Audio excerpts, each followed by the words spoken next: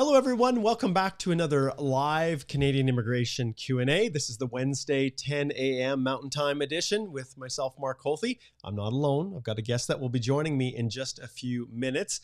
However, change is in the wind once again. And no, it's not the program delivery instructions for the 18-month post-grad work permit that we've been anxiously waiting for. Sometime in June, it was supposed to happen. No, what we have right now, and I'm going to pull Cedric right in with me here. Welcome, Cedric. Hi, Mark. How are you? I'm doing good. Let's share a little bit with him. So Cedric is here, back in the house after the introduction last week. Cedric is the newest lawyer joining Holthe Immigration Law. Well, we just wanted to jump on first and let everybody know as people are connecting in, that if you applied under the TR to PR pathway, there are some additional facilitative measures. This is not the 18-month post-grad, and we are anxiously waiting for that. We're still waiting for the Ukraine family sponsorship information. And so the moment we hear about those, we will offer that breaking news. And it is also not about the extension to the parent and grandparent super visas, which I'll get to in a second. This one is hot off the press, and this is basically further clarifying what is going to be happening for you TR to PR pathway folks that are languishing forever and ever. And as we talked about yesterday in the TRV, that parent-grandparent video I did last night on as a breaking news update, and like I said, I'll get to that in a second. This is all about those who've applied for their TR to PR pathway, and the levels plan confirms that up to 30,000, almost 40,000 people are not going to be landed even until next year, 2023. So because of that, the government doesn't want you to fall out of status. And so they've created this policy, public policy, and issued this program delivery update. And if you look down here, it just breaks down to two simple things. The first is that they are going to allow the issuance of open work permits until December 31st, 2024 to avoid the need for renewals. So if you have not yet received your acknowledgement of receipt and have not yet filed your work permit application, you're essentially the special public policy work permit, this open work permit, if you haven't submitted it yet, when you do, you will be eligible to have that work permit issued all the way till December 31st, 2024. If you have one, you'll have the ability to extend it based on this policy. But I want to point out just one little thing. If I flip back here to the specific details, and I'll try to add links in, but you can just search for this stuff. You guys can Google this. Changes to the open work permit under the temporary resident to permanent resident pathway. You can search for that and it'll take you to the instructions. But one thing you have to realize when you are going through this process is that your work permit itself, if you're going to apply and you already have one, it has to be within 4 months of expiry for you to be able to extend it, essentially. So the instructions are all here. And like I said, I'm not going to take a whole bunch of time going through this in detail. This is all about the Q&A, but I had to let you guys know about it. So as a part of this program delivery update, you can see here that they are also extending the ability for family members, your eligible family members, we're talking spouse and dependent children, to also apply for open work permits together with you so that you guys can be reunited. So they realize people are going to be separated for long periods of time. But the question of all questions, Cedric, and maybe you can offer some thoughts on this, having had some experience working with the government. Is it going to change anything in India with their high rates of refusal whenever you have people with PR applications in the queue and they're trying to be reunited temporarily with visitor visas or the like with their spouses? What do you think? You think it's actually going to make a difference? We'll see. What's happening right now is there's actually a private members bill in Parliament on spousal sponsorship. And what we're seeing right now is the government, in essence, implementing various measures. We'll talk about the super visas shortly, but to bring family reunification, which is part of Canada's immigration policies. So we hope that this is going to help achieve that goal. And the delays and the frustrations with the TR to PR, these are some measures that are definitely welcomed in this sphere. Absolutely. Let's jump right over here and take a look now at the announcement that I did. I made this announcement yesterday around 5 p.m. Like I said, you can go to the YouTube channel and you can watch that. This enhancement to the super visa program is, once more, just like you indicated, Cedric, it's a measure that the government is taking in recognition that it is an eternity an absolute eternity to try to get a parent or grandparent permanent residence to Canada. And even then, with the lottery and how they've structured it, the reality is the vast majority of people are never going to be able to sponsor their parent or their grandparent essentially before they die. And so what they've done here is they've expanded the super visa eligibility and the duration of how long they can stay to, well, really up to 5 years per entry in Canada, which is a long time. And obviously the same parameters exist. You have to ensure they have medical coverage. And they're also expanding the list of individual companies overseas, which I have to assume is going to cut into the revenues for those who were in Canada selling this insurance, but for the ability to make it easier for people to get insurance coverage outside of Canada. Now, I don't really know what that looks like. Obviously, we've only dealt with our local medical insurance companies here in Canada. But this is a big deal. As long as your parent or your grandparent can establish that, you know, they have that coverage and all the other parameters exist, so nothing has changed with the program, they can stay up to 5 years per entry into Canada, which is pretty cool. And you can see here, people who have a super visa also have the option to request to extend their stay by up to 5 years at a time while in Canada. So there is a massive extension. So, you know, ostensibly 7 years possibly, and that's a long time. So this is the way they've worked around the fact that the parent-grandparent PR sponsorship is just a disaster. It's not going anywhere. They are not prioritizing it right now for the simple reason that they've got other fish in the pot, and they're trying to sort through those FSWs that have been languishing, get that back on track, because Canada's economic situation is really, really heating up. And the need for foreign labor and skilled workers is going to, well, it's only going to become more and more critical as we climb our way out of the recession that we were thrust into because of the pandemic. So that's something you guys want to check out and be aware of. As always, us over in our lovely little firm here would be delighted to help you answering any questions, whether it's with respect to the new public policy related to the applications for the open work permit for TR to PR. We've got a ton of people, if you're watching, that applied and went through my TR to PR pathway course that was offered last summer, and the vast majority of people are through. Many of them are already approved, but some of them were a little bit late comers to the game. And in those situations, you guys are likely not going to see your TR to PR pathway approved until next year. So this work permit is a critical component for you, and the eligibility. If you meet those parameters to potentially apply for family members, we can also assist with that. So just head over to our firm website, click on Speak to a Lawyer, and our firm is Holthe Immigration Law, and that's just holthelaw.com. And you can book a consult with Cedric or Chanel, Alicia, or myself. We're all here to help you. All right. One last little housekeeping matter as we wait for people to kind of connect in and hold off on posting your questions. One other little housekeeping matter that I wanted to address is that the Express Entry DIY course is live, and you can actually slide over to our website right here. And when you click on Explore Courses, and there should be a link below in the description, you can access all of the on-demand courses. There's like over 10 hours of video content. You can access all of that in preparation for the master classes that start June 27th through the 30th, the end of the month. And why do you want to do that early? Well, you want to do that early so you have time to go through them, because these master classes are powerful after you've gone through all of the video tutorials, the detailed step-by-step instructions. Then when you've got questions about your unique situation, bring them to the masterclass, and we will blow you away with what is offered there. Yours truly will be running that masterclass. I'm excited to connect with you. We've got a ton of people that are already subscribing to it. It's going to be a great cohort, all in preparation for, well, preparation for hopefully the draws resuming in July. That's what the minister has said. So as a part of this process, you can purchase it now.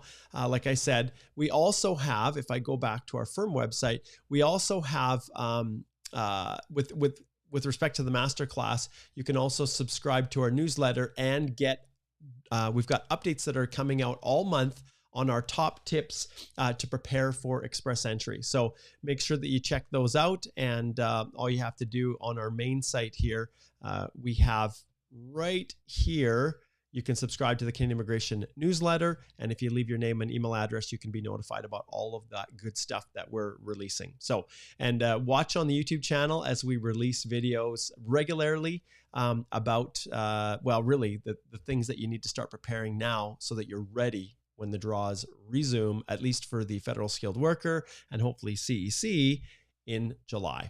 All right, so there's the update. And there we go, Cedric. So should we dive in and get some questions going here for the people that are tuning in?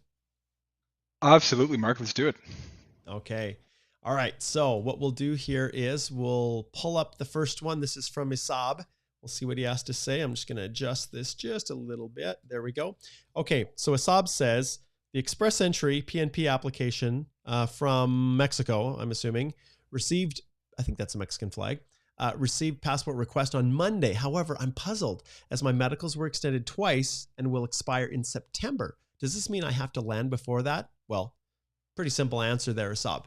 The instructions that you receive after you submit the information when they request your passport will tell you when your when the PR visa will expire, and you'll want to watch that carefully. Now, if they've extended it until September, it's entirely possible that your permanent resident visa will be expiring in September.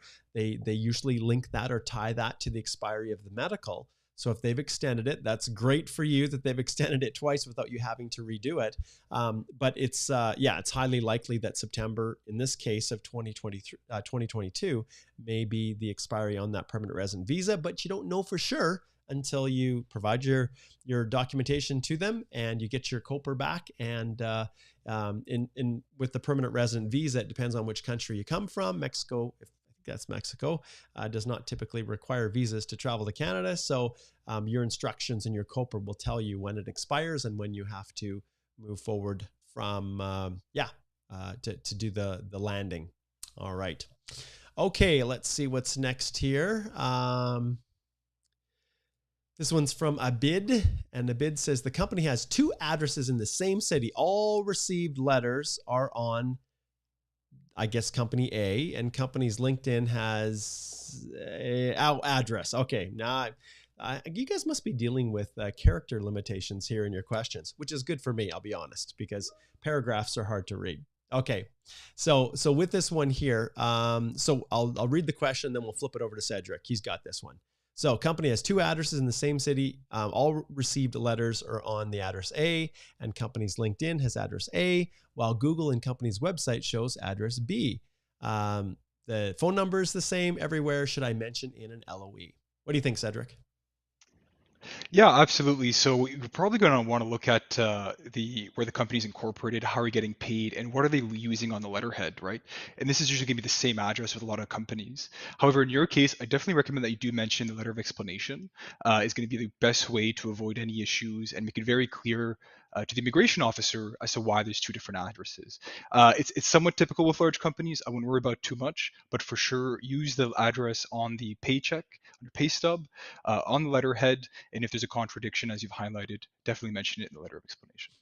Absolutely. Absolutely. And it's a good time actually to shift over. This, you guys, is the breakdown of the Express Entry course. So let alone the 4 hours every evening, an hour long, where we do the master class. You'll see here, module 6 is full of instruction, tips, strategies, including an individual section on records of employment alone, which actually addresses issues just like this.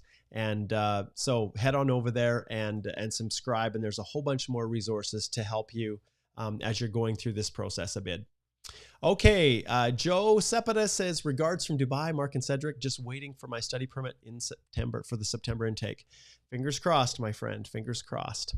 Okay, good to see you, Amit, tuning in from Virginia, US. Let's see. Okay, so Jama says, I applied 2019, got AOR 2019, approved October 2020 medical, July 2021, no update since my medical, need advice what to do. I'm going to click on that little symbol, which means slide over to our website, Jama, and I recommend that you book a consultation. And the reason I say that is because for all intents and purposes, when we look at people who say, hey, what do I do? There's a whole lot more information that we would need in order to be able to give you actual advice. And when someone says, I need advice, well, that's a key for me to push my little triangle symbol there, which means you should slide over and book a consultation so we can look at things in depth. Now, with that being said, Jama, so the last step you said was July of 2021. We know that the minister's been working like crazy. Their goal is to have these PR applications, as many as possible, approved, completed before they reinitiate the draws again in July. So you're close. Now, with that being said, it is a while since the last step. And so I would be very surprised if you didn't get a passport request or at least an additional document request where they're asking for updated Schedule A's and your updated police certificates, and in some case, medicals. Although our good friend, let's see, who was it? It was Isab, was able to get his medical extended twice, which is pretty awesome. So I recommend you slide over and book a consult. We can take a look, Jama, and see exactly what, if anything, there can be done. Now, in most cases, there isn't. It's still a waiting game. But sometimes if you can do an ATIP and get some information, you can see if there is something else that's stalled out. Sometimes that happens. All right. Okay, let's jump into our first super that popped in. Oh, I stand corrected. We have a couple supers here that are hanging out. Okay, Gooner Boy. Awesome. I can never remember what your name is. But hey, if that's your handle, I'm going to call you that. All right. So, hey, Mark, my post-grad is ending tomorrow. I applied for visitor record. Okay. I'm going to applaud that because absolutely remaining in status is really, really critical. Do we know how long it takes for the inland applications once the policy comes out based off last time? I'm scared of losing my job. You are not alone. You're not alone. This is something that we brought up with the minister. And I'll be honest, it makes no freaking sense to me. It makes zero sense to me why they would be spending their time, extending this lovely, lovely announcement, which does not help the vast majority of people. There are very few people that are in this situation. Well, I shouldn't say that. There was like 90,000 plus. Well, there was another 6,000, I think, that slid in through the international grad that they weren't expecting. Maybe it was 8,000, I think.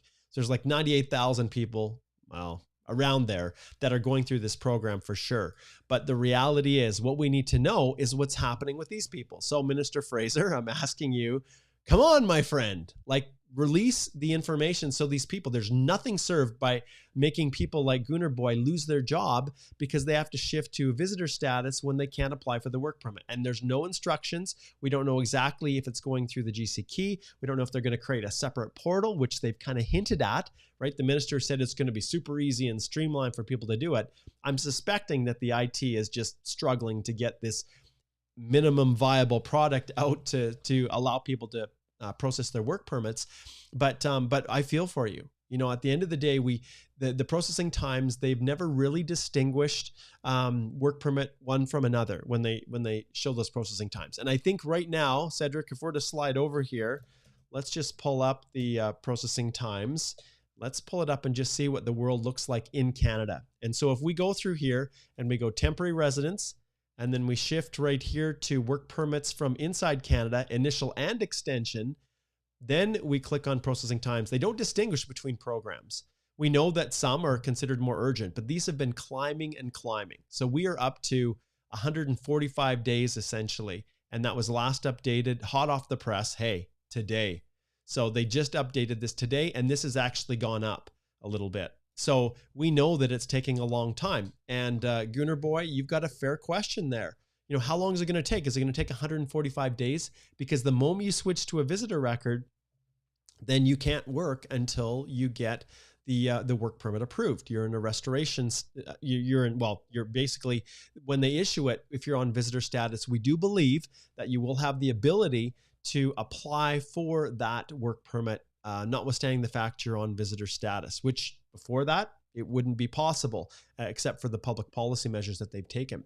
So in this situation, it's hard to guess.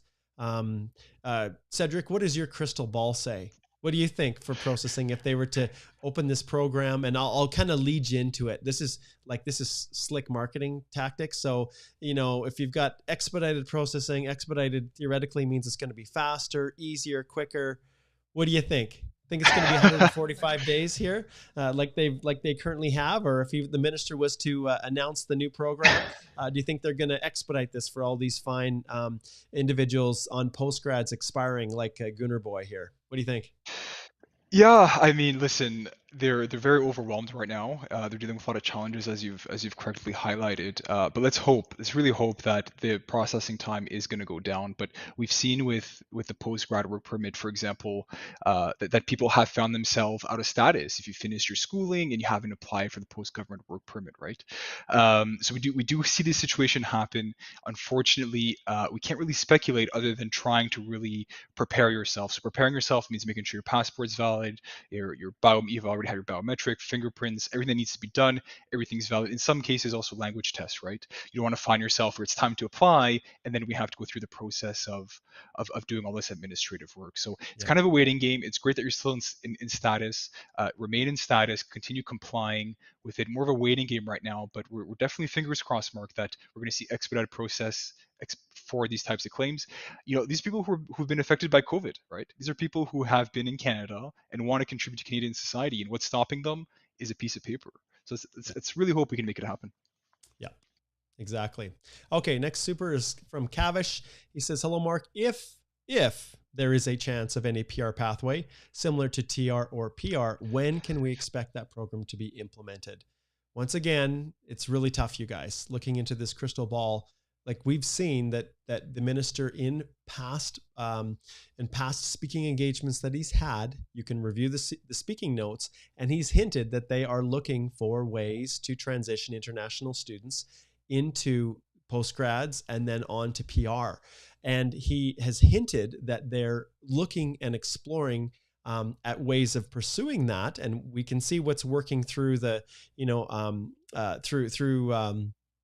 the parliamentary procedures right now, a number of different avenues and things that they're trying to put in place to create a separate carve out for international students so that they can select exactly who they want at any given time. The changes that are looking at coming within Express Entry will allow the minister to effectively target specific classes of individuals. And what is one of those classes? Well, it's you international graduates. And so they have the ability to do that within the confines of Express Entry going forward when they ultimately roll those things out and they officially make their way through to proclamation and when they become effective as law. So we'll see how that plays out. But ultimately, yeah, it's hard to say when it will be implemented. But things are moving forward with the changes to Express Entry quickly. They're rushing it through. So, all right, let's get to another question here. Let's see. Shout out to Sarah, MHM. I don't know what that is, but she's over on Facebook. So great to have you tuning in. And once again, Cedric, I forgot that I was going to line up Instagram. Man, I can never remember. I have to do Instagram. I need to do it on the phone. And so needless to say, yeah, I'm kind of struggling with broadcasting live through two different media. So hang in there, you Instagrammers. We will see if I can get Alicia going on Instagram tomorrow. Although with guests, it's a little bit more challenging because I don't have the ability to broadcast the guest through Instagram because it's coming off of the phone. Okay, and here we go. Ankit, once again, we've covered this one at length. Any updates on the post-grad work permit extension? Not a word, Ankit, not a word. Okay, and here we go. Uzair says, hope you guys are doing well. Will C-19 bill also affect CEC candidates in the pool? And the short answer, Uzair, is absolutely it will have the impact of affecting whatever the minister wants it to affect. It provides him with extreme amounts of flexibility in targeting everything from occupations to particular cohorts, groups of people, including, as always, the ability to restrict a CEC only draw down to certain occupations, or a no program specified draw that targets a specific industry or subgroup. And remember, tier is on its way too. So we don't think there's going to be huge changes within how they administer the program based on the upcoming NOC 2021 changes, which we believe are going to come in November. That's the word on the street. But ultimately, yeah, can it have an effect on CEC? Absolutely. Absolutely. Sakina, good to see you tuning in on Facebook. Hello, Mark. Hello, Cedric. And then Ami's here connecting with you as well. Thank you. Okay, let's see what we've got here. This one is Muhammad. So Mohammed says, if I continue to study inside Canada, but online, even after the 31st of August, will it affect my post-grad work permit eligibility in any way? Do I need to study more than 50% in-person classes, even if I'm in Canada? So the 50%, yes, is a when it comes to the post-grad work permit, we'll remember that they extended that ability to get the post-grad work permit, even if you complete up to 100% of your studies outside of Canada, if you fit within those narrow parameters. So in your situation here, you're talking about studying inside Canada, but online. Well, online studies are always going to be, that study is not going to be eligible for express entry. In other words, to count that as international studies, you do need to have completed the majority of your studies in class. And so I don't know if you have any thoughts on this one, Cedric, but ultimately, yeah, if you're in Canada and do you need to study more than 50% in-person classes, we need to see a little bit more about what's going on with your programs and things, Mohammed, to give you clear direction. But in every case, if you're like most schools have gone back to normal in class, and you're going to be pretty hard pressed to be able to claim that when you are studying for anything less than 50%. It's possible that the policy could still be extended to you, but it just depends upon the timing. So that's as close as we can get. Yeah, as well, Mark, we also need to look, is this 50% in class? Are we talking about going forward? Or are we talking about you've already attended class when you were online, when there was all the COVID and different restrictions, right? So the COVID changes that took place, but also we need to keep in mind that look at whether or not it was actually working online if there was COVID exemptions and whatnot. So a little bit difficult to answer, but definitely want to be careful and definitely want to respect the conditions of your study permit to get express entry. Yes. All right. So Pial says, my GC key got revoked. What? Did you forget your passport? Okay. Sorry, your password.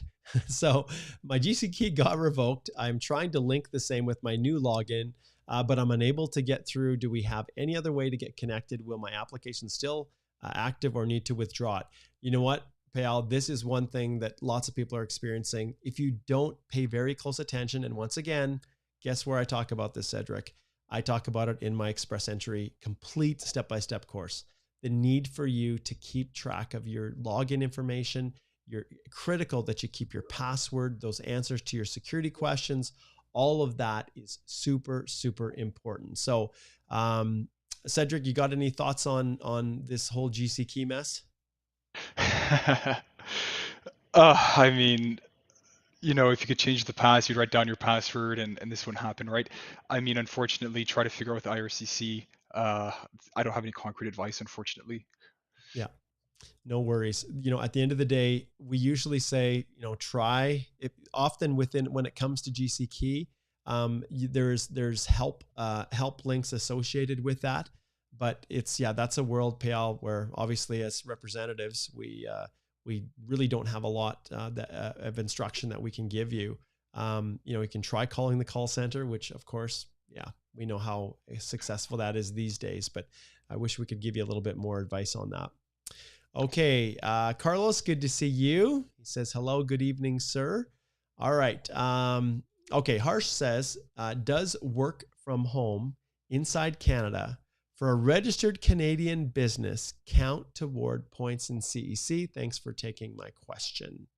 What do you think, Cedric? So if someone's Absolutely. working remotely, they're working for ostensibly a Canadian company, but they're just working out of their home. Will that work for CEC? What do you think? Yeah, so there's the general answer is yes. However, we need to make sure that you're respecting the conditions of whatever permit you're on. So if you're on a work permit in your house is within a certain region and you're doing the work in a certain region on a closed work permit, you need to respect those rules. And when we talk about Canadian business, that's fine, but also we want to make sure this experience is lining you up for express entry, the Canadian experience class. So you can do it. Just make sure you're respecting the conditions of your work permit. Make sure that you're accumulating experience that you can use in your express entry profile, and make sure you meet those the amount of hours needed for the full-time hours as well. Perfect. Okay, let's jump over to Facebook here, and we've got NECA, and she says, and maybe you can answer this one, Cedric, too, having had a chance to work on the other side. what is the difference between criminality check and security check? What does it mean when an application says criminality completed, security and eligibility not started? Any insight on that? Yeah, I mean, so let's start with the criminality check. So this is usually, it's a, towards more the end of the process, you're going to go and do your fingerprints, or if you need a photo as well for the biometric, it's going to be from the RCMP, is going to then send you a letter, and you provide that to IRCC. So this is the criminality check component. Security check, we're talking about the section 34 and 35 of the Immigration and Refugee Protection Act. And so here we're really talking about stuff that's a little bit more serious. You can think about, for example, espionage, subversion of government. We're talking about security that would make you inadmissibility. So that's Section 34 of the Immigration and Refugee Protection Act, being a danger to Canada, engaging in terrorism, violence, and so on. When we're talking about eligibility as well, it can also impact your eligibility if you're not admissible to Canada. So brief summary: criminality with RCMP, make sure that in Canada you do not commit any crimes, and then security check, we're dealing with more serious. It usually involves broader partners. It might involve CBSA, might involve the RCMP, might involve other partners in the government of Canada. Exactly. Thank you. Okay, this one's from Sunny. Well, she says, good to attend this session. Hey, that's great, Sunny. So Sunny's tuning in on LinkedIn. So shout out to those that are tuning on LinkedIn, and also those who are listening on the Canadian Immigration Podcast. We are delighted to have this broadcast out to a number of different avenues. So she says, Mark, your suggestion and guidance is always the best. Well, we appreciate that, Sunny, a lot. Okay, let's jump back. We have, okay, this is another Facebook. This is Sakina. Sakina says, hello, is having children not enough to prove common law partnership to apply for a spousal open work permit? So Cedric, is that all you need? We've got kids. Come on. You're questioning whether we're common law or not. Seriously. What is that? Yeah. So it's not enough. The fact of having children is not going to be enough. We're going to be, it's a strong indicator that you are in a committed, loving relationship. However, there's still some bars to the relationship. So, for example, if it's done for immigration purposes, it could bar you, and so on. But when we're talking about the proof itself, we really need to demonstrate that you're living in a conjugal relationship, and that's really the key, is that you have a life together. So you could look at it as being living together, but we would also look at the shared expenses, shared livelihood, shared life. In a way similar to a married couple, right? So the fact that you have kids is a strong indicator, but it does not mean that you're common law. You can think, for example, people who are divorced, right? They have children, they're not married, right? Similar to common law. Very good indicator. In fact, this is one of the things that we offer in our consultations and in the spousal sponsorship reviews, is we look at ways that how can we make sure we have all the evidence and our best foot forward to demonstrate the common law relationship. We go back to photos, receipts, bills, to really demonstrate that you guys are living a life together. Anything to add, Mark? Yeah. Well, ultimately, yeah, like you said, it's all about demonstrating a centralized mode of existence. And so whether you're common law, whether you're married, they just want to know. And, like it or not, people do have children when they're not in a committed, spousal relationship. So it's like, it's even like having a marriage certificate for married couples. Just because you have that certificate showing that you went, here, you appeared before a marriage commissioner here in Canada and got married, or, for whatever your religious organization, you got married according to the laws of your religion, does not mean that immigration is just going to accept that at face value. So you have to demonstrate that you are, that you're in that committed relationship with a centralized mode of existence, and that the relationship wasn't entered into, for the purposes of immigration. So it has to be legit, obviously. Okay. One of the things that people, I want to point out, Cedric, sometimes people are a little frustrated because their questions don't always get answered. And it's true. Sometimes questions, if I've already answered them and maybe you came late, I don't answer your question again if it was already answered previously. Sometimes the questions are very specific. They relate just to you. And then I kind of ring the triangle. Every once in a while, I'll pull it up just to help people see that if it's really specific and it only benefits you, we try to get questions and choose questions that benefit the most number of people possible. So we have, for example, here, I'm just going to bring this up just because people are mentioning these comments, and I'm very mindful that we're not going to get through everybody's. But if we take Hannah here, she basically was asking questions about C19, the bill, on the new categories-based draws. Will it apply to the FSW? basically coming July, therefore meaning high CRS scores might not get a chance. Well, the whole concept of these changes are that CRS scores will become less important, at least when it comes to the core comprehensive ranking system. So it's possible if you have an occupation or you're in a cohort that the minister says we need more people of this background, this area of work skill and work experience, that individual could possibly get through with a lower CRS score than someone else because they fit the parameters. And so, it's possible that the CRS score for people that don't fit those is then really, really high, and it's not easy to get through on human capital alone. And so that's the answer for you, Hannah. But then I want to just follow through with this line of questions. So Hannah then says, this is the fourth live discussion where my questions are not being answered. Well, Hannah, I've answered that question every single live Q&A. And I think you've probably come on a little bit later, and that's why I didn't answer your question. So hopefully that helps people. And then Bola here, I love this one. This is my favorite. I guess because we're not paying. Well, how many questions have we answered? There were 2 super chats that came through, and yes, I prioritized those. But the reality is we do our very, very best to try to get to everybody. Okay. Next question for Hannah. She says, will C19 replace the traditional system or be added upon it? It will be added upon it. So the minister has indicated that. And Hannah is correct. She says in response to Bola, no, not true. It is true.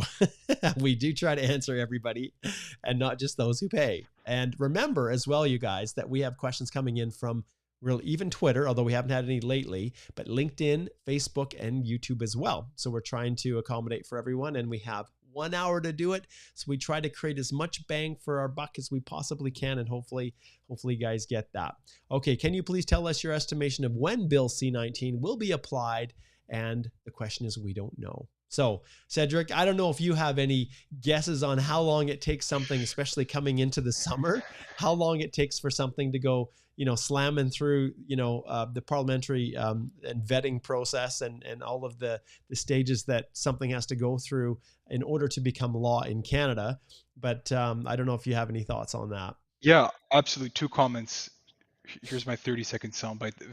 When we start off, I need to take a closer look at C19, but in general, the way that immigration law is made is you're going to have some big sections, and we're going to give actually some powers to the minister. So what I assume is happening with express entry is it's giving the minister more power. Great. So now the minister has more power. When are they going to issue the ministerial directives, right?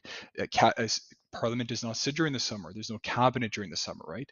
So the cabinet's going to convene later. Might have to go to cabinet. The minister might be able to sign it himself. They might reconvene during the summer. There's so many ifs and buts, but essentially what we're dealing with is a very big backlog. And the easiest way to get rid of the backlog and respect procedural fairness is to accept claims, is to move the process forward and get people in, right? So we're going to be, we're talking about this every day, Mark. We're going to have a YouTube live as soon as it comes out, be able to inform people. We're going to keep people informed. We have hundreds of questions here. We try our best. Anyways, let's go on to the next question. Absolutely. Okay. This one's from Rajan, and he says, Mark, sir, IRCC has pledged 1.3 million for helping foreign medical graduates like doctors. Sir, does it mean Mr. Fraser is hinting about keeping foreign doctors from third world countries in the groupings? All right. Well, let me take a crack at this one, Cedric. So one thing I want you guys to understand that as long as you as a physician meet the medical qualifications, your educational credential assessment is equated, and you're eligible to go or at least initiate the process of working as a doctor in Canada. It doesn't matter what country you come from. So they don't just restrict third world countries. The only reason they restrict is because the foreign education is not considered to be commensurate with the level that a doctor would need to go through in Canada. Now, I worked for health regions for many, many years on this whole international graduate route. Many of them come in, Rajan, first under labor market impact assessments to work with the various hospitals, clinics, health regions. And so many of them come in as labor, on a work permit initially, and then transition through permanent residence through the various PNP programs. An interesting development, Cedric, is that for international doctors and doctors in general, they often work on a fee-for-service basis. So they have their medical professional corporations, and for the purposes of express entry, you can't be self-employed. And lately, although immigration has done nothing about it, notwithstanding what Rajan is saying about their love fest for doctors, of course, they refuse Canadian Experience Class applications when doctors are working on a fee-for-service basis. And we've seen that happen repeatedly. And unless you can clearly show that, there's, and I think there's tons of evidence to prove it, but hey, that's how they've been approaching it. But yeah, there's no, I can easily see the minister saying this is for healthcare practitioners. And if you fit into this cohort, this draw is really focused on these people that will then potentially make it possible for foreign medical graduates who are working in Canada to be able to get it. I guess theoretically as well, it's possible for foreign trained. But remember, the key for any of these is that the people being extended these invitations in these special cohort groups, as the bill C-19 works its way through Parliament, ultimately those individuals will have to be able to work as a doctor in Canada. And just because you've got a medical license to work in in this case in a third world country doesn't mean that you can work as a doctor in Canada. So that'll be one of the driving forces. But there's a lot we just don't know, and we're looking into this magical crystal ball, and yeah, so there we have it. Okay, all right, so this is an express entry. So Usama says, for FSW, if the spouse doesn't declare her work experience, is it a misrepresentation? What to put in the 10-year history post-ITA? Thanks a lot. So that's the personal history. So what do you think? Yeah, geez, I would definitely disclose it. It's not even, you need to disclose it. If you've made mistakes in the past and you're now aware if the spouse don't declare her work experience as a misrepresentation, want to put the 10-year history in the post invitation to apply. Yeah, I mean, listen, it's, with LinkedIn, with Twitter, with social media this day, it's pretty easy to find out if someone's worked, and especially when you're going to go to come to Canada. So I would definitely disclose it. This might be a case where you might want to speak to a lawyer about your letter of explanation. How do you explain you didn't disclose 10 years of work experience? You might, there could be situations outside your control that maybe you weren't aware of it, but I would definitely fix this. Even if you were to get your PR and move down the process, a few years later can come back to haunt you. They can even revoke your citizenship in some cases. It's extremely serious. I would not admit it. Mark? Yeah. So I agree with you 100%. So if you did not disclose, that can be a real issue. So you take the situation of express entry. So there's two parts, you guys. So obviously the first is submitting your profile. And in that profile, they don't ask for your address history. They don't ask for your personal history. They don't ask for travel history at that stage. All they're focusing on is human capital. So if you have an accompanying spouse, which I'm assuming, Osama, to kind of read through what you're asking, I think probably, and everything Cedric has said is 100% correct. What people typically are asking is in the work history section, the profile, do you need to disclose your spouse's work history there? And one of the things, there's never, ever going to be an issue if you do it in that section. But the reality is a spouse's foreign work experience forms no part of the assessment for eligibility under the FSW program. It forms no part of any point accumulation for the comprehensive ranking system. So it serves absolutely no purpose. And in fact, when you put a spouse's foreign work experience in your profile, then the system is stupid. Well, smart, stupid, you describe it, but it will automatically require your spouse to go get reference letters and all these things, which in all honesty, make more work for the officer, make more work for you. And it's just a hassle and it serves no purpose. But the key part here, you guys, this is the critical part, is that if you choose to just list, I have no work experience that I wish to be calculated, because it says, please tell us the work experience that you'd like to be included for basically the purposes of calculating points. If you say no in that section, which personally I advise people to just say no, in the ITA, once you get it and you're filing your EAPR, that's when the personal history comes up. And that's when you're absolutely going to list every single thing that you've done for the past 10 years, because that's where the focus is.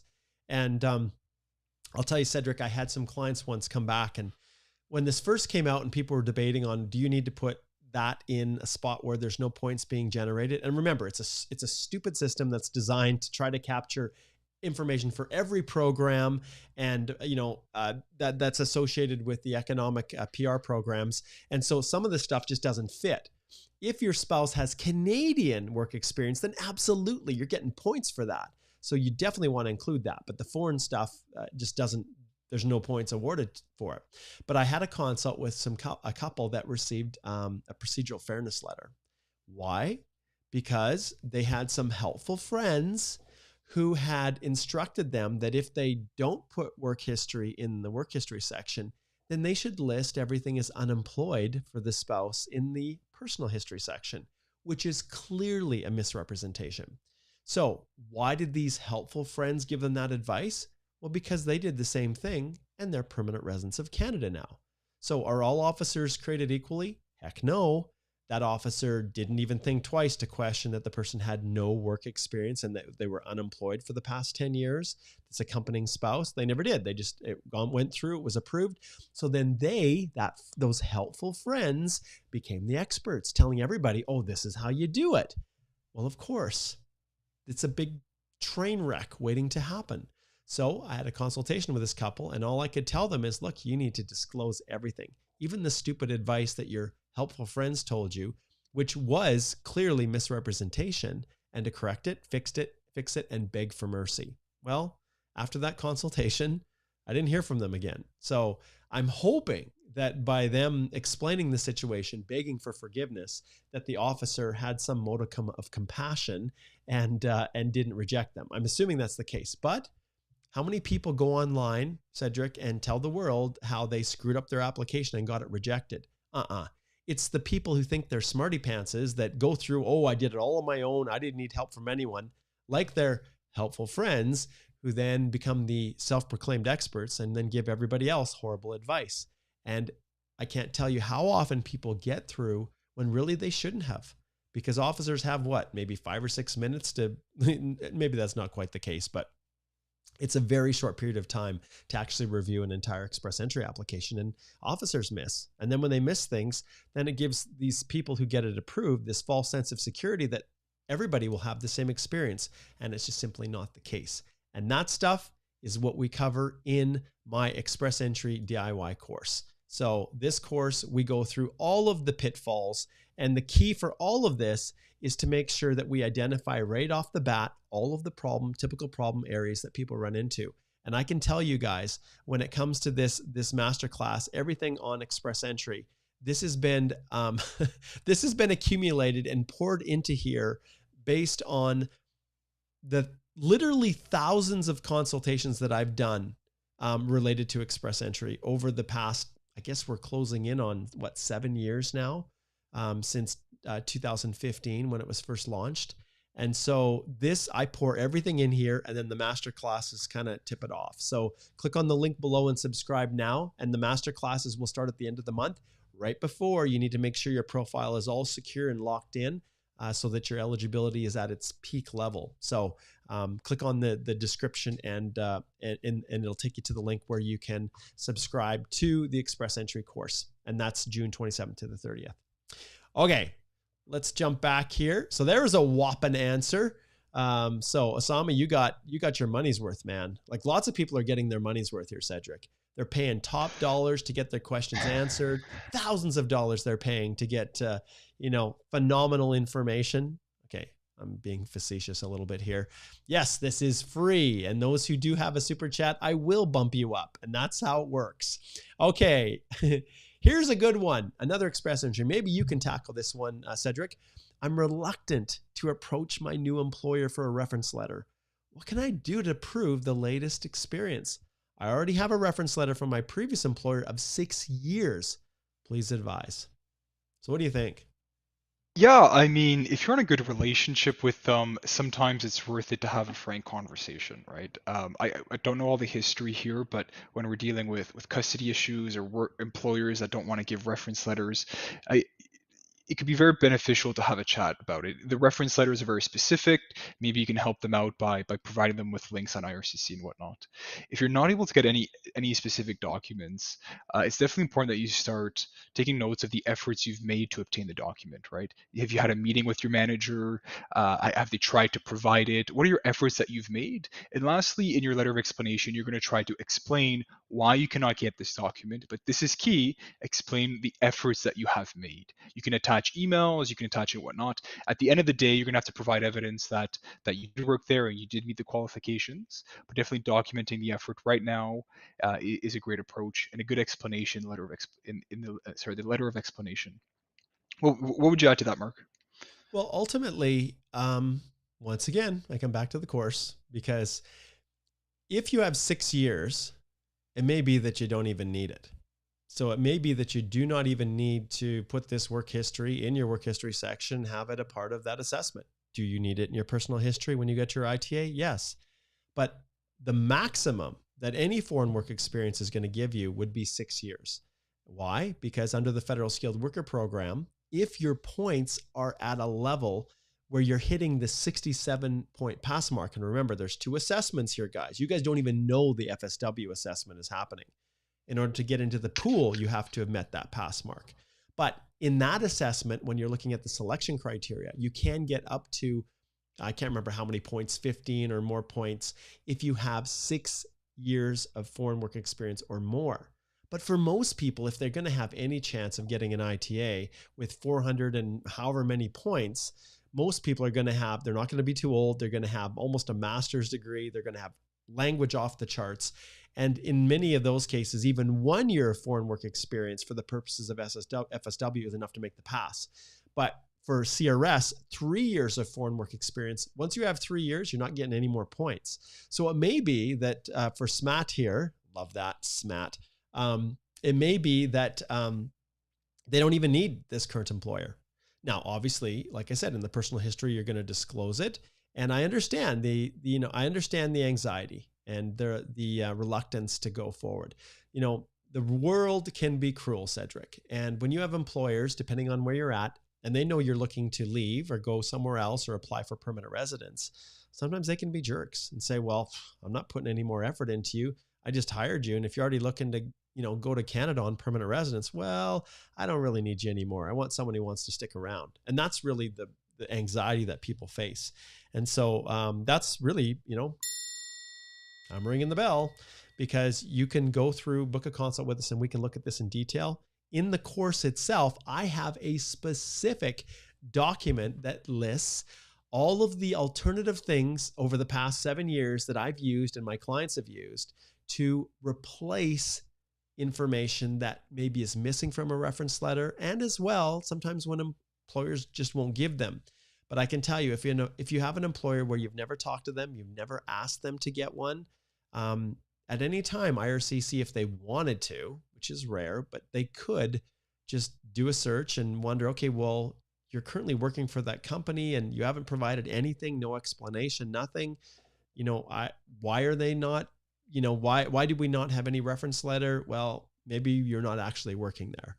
And so those questions do come up, but if you've got 6 years of foreign work experience, if it's within the past 10 years, maybe that's enough, but a consultation is the way to get at that. All right, Ami's question. Okay, FSW Outland, Express Entry, Acknowledgement of Receipt, September 19th, 2020. Background and eligibility in process. There's the stages set. After submitting everything up front, I received an email that my file is in New Delhi, Canadian Visa Office. What to do or expect? Yeah, wait for your passport request, probably, Ami. You know that New Delhi, well, Indian citizens, I think, form over 60% of the total approvals under Express Entry. So there's obviously a massive number of people working through the system there. And Ami, you're in the queue. You got the email that it's in New Delhi. Know that it's working its way through.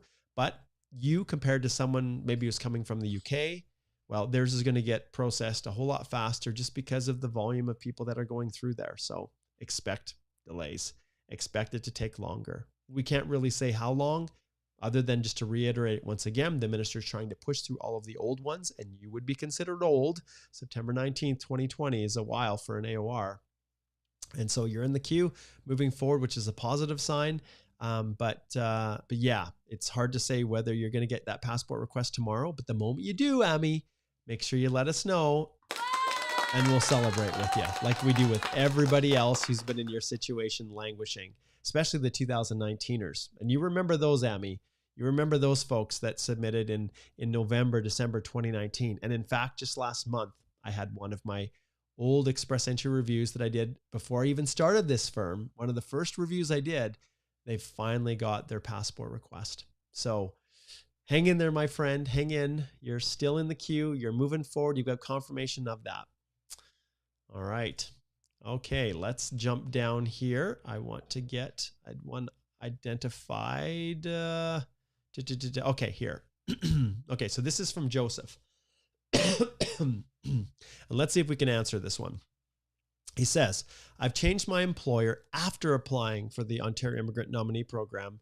Since January 2022, international student, employer offer stream. Will there be an issue as I already submitted all my documents for my previous employer? This one, Cedric, I'm going to ring the bell. Joseph, you need to book a consult. So these issues are not straightforward. And once again, if the question is, what do I need to do to take action to advance something?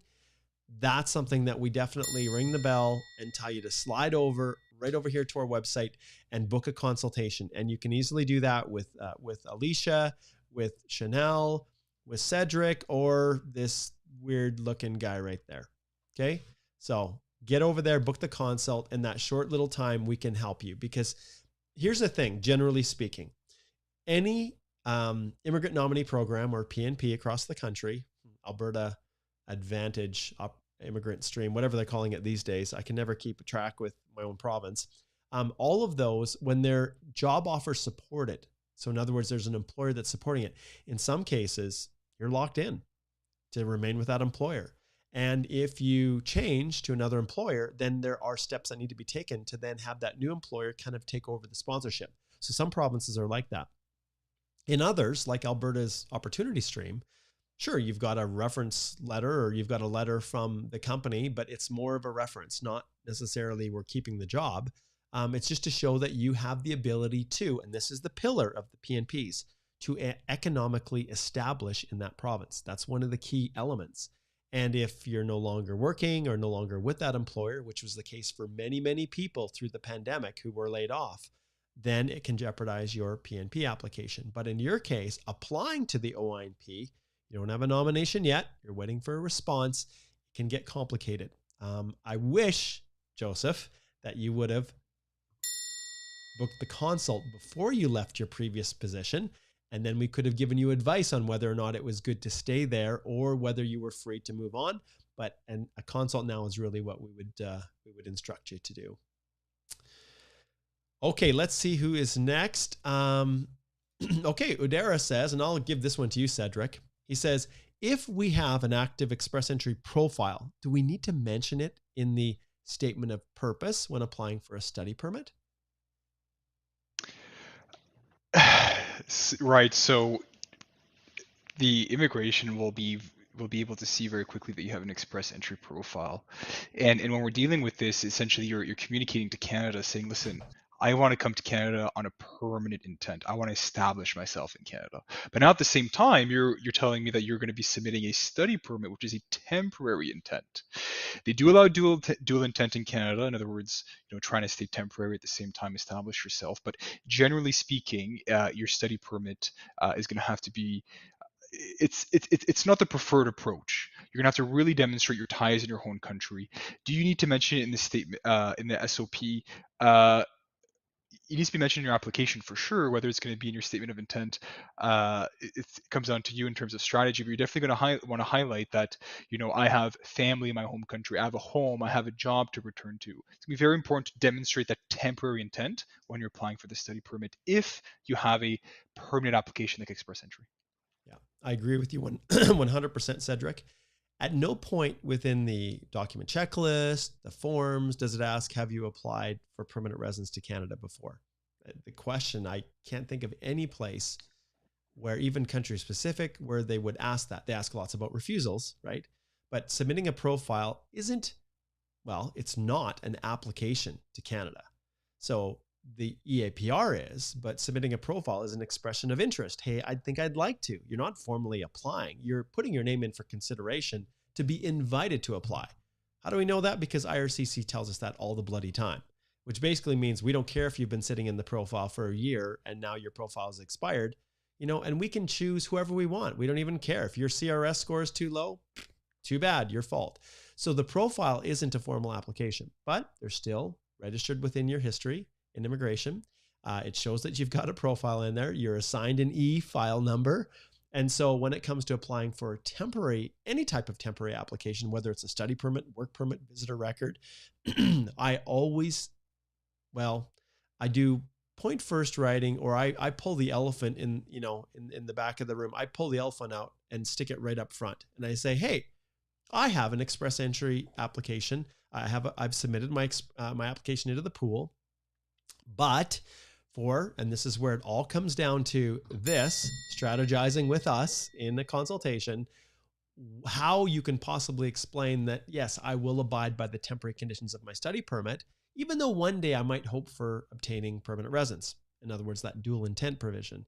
But you can address it, but you don't just want to ignore it, because an officer is going to look at it, and you guys know what's happening with whatever form of advanced, analytics the government is using to process applications, whether it's Chinook or whatever the new latest flavor of the day is. The fact that you have a profile in the pool is something that can go against you because it suggests permanent intent. And lots of people, Cedric, we've done tons and tons of consults on this issue with people back in the day when they knew that that they were probably not going to get an ITA, but they thought they were close. And so, do I withdraw my profile, and then apply for the study permit? And you know what? Each person is different, and maybe for someone, withdrawing the profile might be a good reason or to support in your statement of purpose how that's no longer an issue. Well, please understand, I've withdrawn my profile because really this education is going to open up a door back home, which is the key with the study permits, to give me this fantastic job offer. And here's the company. And if I go get this education, they're going to have this job open for me and my career is going to advance. I'm going to make more money. All of that's going to kick in. And so you just have to be really, really aware that it's very case specific with each individual. Do you keep it in? Do you not? The impact of it, or, there may be so many overwhelming ties you have to your country that who cares if you got a profile in the pool? It's clear that, you're going to abide. So that's just some. Go ahead. Sorry, very briefly, Mark, we're talking here about things that can help you prove the study permit and whatnot, but there's also specific cases or facts that can actually work against you, right? You have your family here already in Canada. You have a spouse in Canada, but yet you're telling the immigration officer you're going to return at the end of your study permit, right? So when we talk about, establishing ties in your home country, we're also talking about factors that can undermine your study permit. This is what we try to do in the consults, 25 minutes, get as much information and strategize on how to go forward. Okay, the super is from Ayush. And Ayush says, hey, Mark, will the amendment of C19 replace or add to the current selection process in the pool? So you can see this is a question that we've already answered, but I will answer it again because it's a super. So C19 will allow IRCC to allow select profile based on the needs of the labor market. Absolutely, 100% Ayush. The minister is being granted tremendous discretion. Now let's put this into context, okay? So I can't remember how many years ago. Maybe we're talking 15 years ago, back when Jason Kenney was the Minister of Immigration. The Conservatives were in power. They pushed through this wonderful new concept, and I might be wrong, but it was right around that time period, called a ministerial instruction. And let's call it for what it is. A ministerial instruction gives power to the minister to be godlike and make any decision that they want without having to go through the proper vetting process within Parliament and the cabinet, and making sure that there are checks and balances. So the reason they did that was this view that, look, we can't be bogged down by this stuff. And when we need to make changes, we just need to make them. And, we all have the best interests of the country at heart. And, you can trust me as a minister that I'm going to do what's in the best interest of the country. Sound like a dictatorship? Yeah, it is.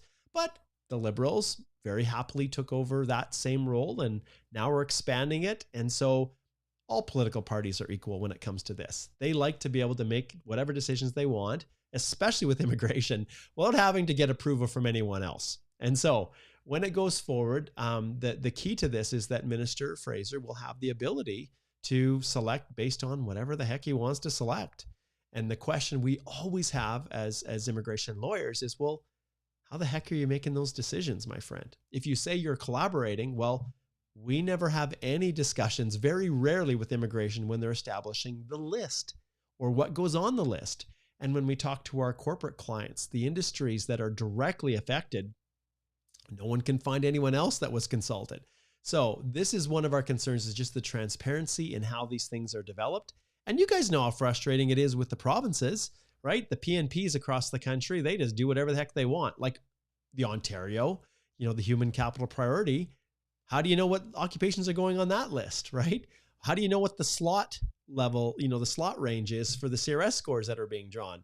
They just do whatever they feel is in their best interests. Now, there are salary surveys, there's labor statistical data that hopefully they're relying upon to make the decisions they do. I've had long discussions with the program directors and the acting directors for the Alberta Advantage program, and they've shared the resources that they look at, but not a lot of it is made very transparent. So long story short is, the minister can do whatever they want to, and it's not going to replace Express Entry. Express Entry is awesome when there's officers to process, but it is a phenomenal system, and it's designed to be very flexible. And the minister, well, he sinks or swims based on the decisions that he makes. He's got all the power in the world, but he also has all of the accountability in the world too. So, and Minister Fraser's a pretty good dude, just to qualify. All right. Even though politically I am 100% conservative, not liberal. I'll put that out there too. I don't care anymore. So, but Minister Fraser's a good dude. And the people running immigration are good people trying to do what's right in a horrible situation. And I was right there watching as everything transpired through the pandemic. And my goodness, the things that they did initially were phenomenal. Yes, I won't go into a rant here, Cedric, on the things that I didn't agree with. But ultimately, I don't think anybody can question Minister Fraser's intentions in terms of trying to do good. So there we go. Yeah. Okay. Yeah. Go ahead. I was going to say, I mean, they're introducing these programs to clear backlog, and how do you clear backlog? You accept cases, right? So, I mean, some people may benefit, some may not, but the reason you're seeing these changes is essentially to address the growing backlog. So fingers crossed it works out for you. We'll update you as soon as we can. Absolutely. Okay. Last super chat, Reshmi. She says, any updates on July draw, normal or knock-based? Well, we know that they can't do knock-based until the bill actually works its way through and becomes law. So what provisions does the minister have? Well, he can choose to do a CEC only draw. Really, even within ministerial instructions, I'm trying to think how broadly. They can't do knock-based draws at this stage. It's not designed to do that. And that's why the bill's working its way through. Okay, we'll answer one last question from an open one. And there's a lot of people who did not get their questions answered today. We had a really good group of people that were watching. And so understand tomorrow at 11 a.m., Alicia and I will be back with our Thursday Q&A. Today, obviously, is our Wednesday Q&A, and I bring guests on to join me, like Cedric, and Chanel's going to be joining me as well coming up. And before long, my goal is to have all of the lawyers with their own Q&A channels. So we will see. Lots of help, lots of assistance coming from us. Okay, let's see if I can find, let's finish off in the theme of Express Entry. We'll finish off with this one, Cedric. So Masabine says, for my Express Entry profile, if I have 2 IELTS results, can I use the previous one that has a better score, or does it have to be the latest one? Thanks in advance. That right there is the question of the day. That was a great question. So what do you think, Cedric? What do you think?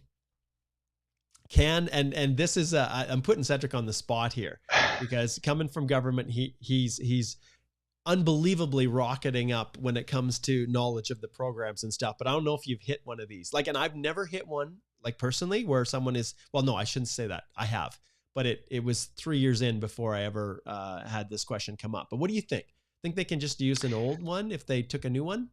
And I'll don't worry, I'll correct you if you No, listen, I'd have to do my due diligence to make sure that obviously we're representing our client to the best ability, bringing the yeah. evidence forward and whatnot. Fortunately, I don't know the answer to the question, but definitely something to double check. My understanding would be that you know what, I don't want to speculate. I'll leave it up to you, Mark. Okay, fair enough. All right, so think of it this way, you guys. So when it comes to the IELTS, the reality is you have to enter in the test information into your Express Entry profile. And I've had people who've taken the test 10, 11 times to try to get that magical CLB 9. And yeah, it looks like, Cedric, looks like your screen's froze, but we can still hear you. So you've got a smiley face there. We'll just leave you where you're at. Sorry, my camera froze. Here I am. Oh, there you go. He's back. Okay, we got another camera. Camera 1, camera 2. Perfect. That's fine. So basically, because when you're entering your profile, you enter in the actual exam number. As long as it's within the previous 2 years, you can use whatever the freak you want. But what you can't do is combine. Oh, I did better in my writing on this one, but weak on the other one. Can I combine them both? No, you have to choose. But you do have the ability. It's just like writing the CELPIP and the IELTS and deciding, oh, I actually got a better score in the CELPIP. I'm going to use that one. So yes, you can. Absolutely, you can do it. But remember, it needs to be valid for at least 2 years. So that is how it's set up.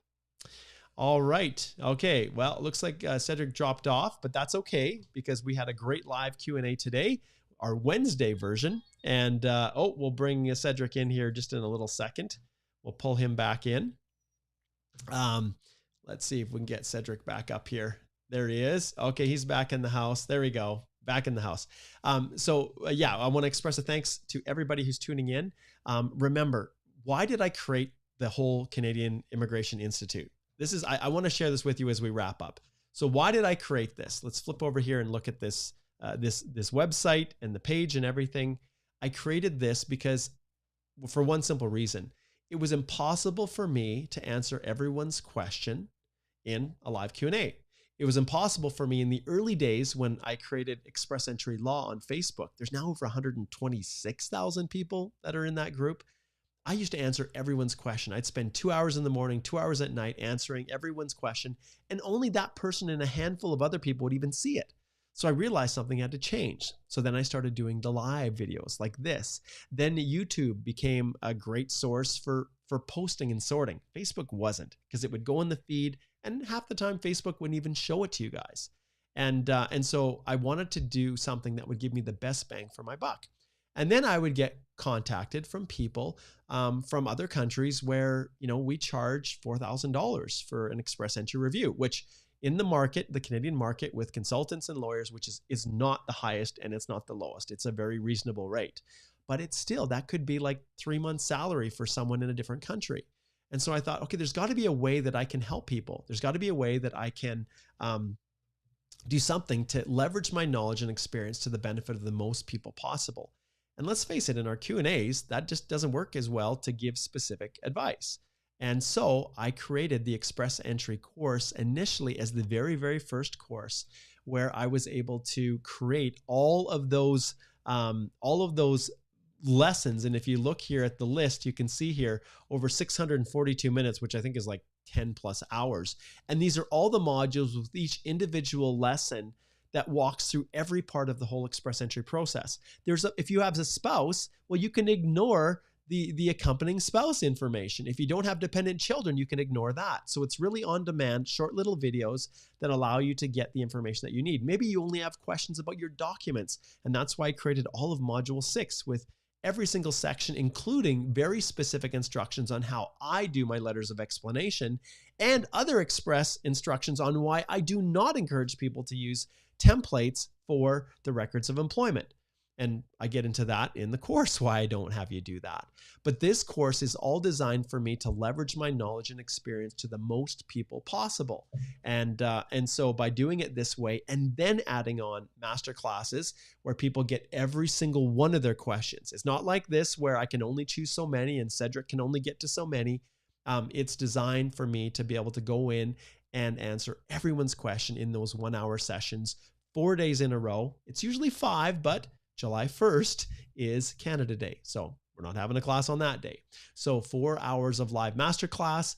And so when people go through, they literally get more assistance and support to make sure their application is correct than almost any other way. And yes, we love if people want peace of mind and they want to retain us and do a consult and have us review their application so that they can sleep at night. But the course was created for me to leverage my knowledge to help as many people as possible at a rate that is far, far more affordable than shouldering on your own the costs of doing the application. Now, with that being said, there's some people that just say, look, I just don't trust myself and I need someone to look at this. And that's why we're here. But the course is designed to leverage, and I can do 5 people, I can do 10, 15, or in the case of the TR to PR pathway, I think we had about 450 people, but it's designed for everybody to learn from each other. You really become like a family by the time we're done. And it's so fun to watch people work their way through. And I think every single person now that has gone through that, alumni, all of you Outlanders, and remember the last draw that we had was December 23rd, 24th of 2020, I think it was, for the no program specified draws. All of those now I think are finally through. I don't think there's anyone left, which is so cool. And yeah, we've been doing lots of PNP Express Entry now because that's the only one that's been there. But the course itself is designed to help you avoid all of the most common pitfalls and give you specific advice to really present your information in a way that the officers will accept. So shout out to that, and make sure you head over here, click on buy now right here, and you can get access to the course, and you can see it's $347 US. And you can get access to that right now. Start going through all of those tons of videos, educate yourself. And then from June 27th to the 30th, you can join me live, Mark Holthe, Canadian immigration lawyer, in a masterclass devoted exclusively to just those members of that cohort. So there we go. All right, Cedric, great to have you here joining me. Super excited to have you as part of the firm, to be able to leverage all of your experience and everything that you've done in your previous career to enhance the services that we offer to our clients. And great to have your insight and your perspective, being on the other side a little bit. And that's what really helps to enhance what we do for our clients. So thank you very much. We'll see you again. Thank you. Bye. Take care, everyone.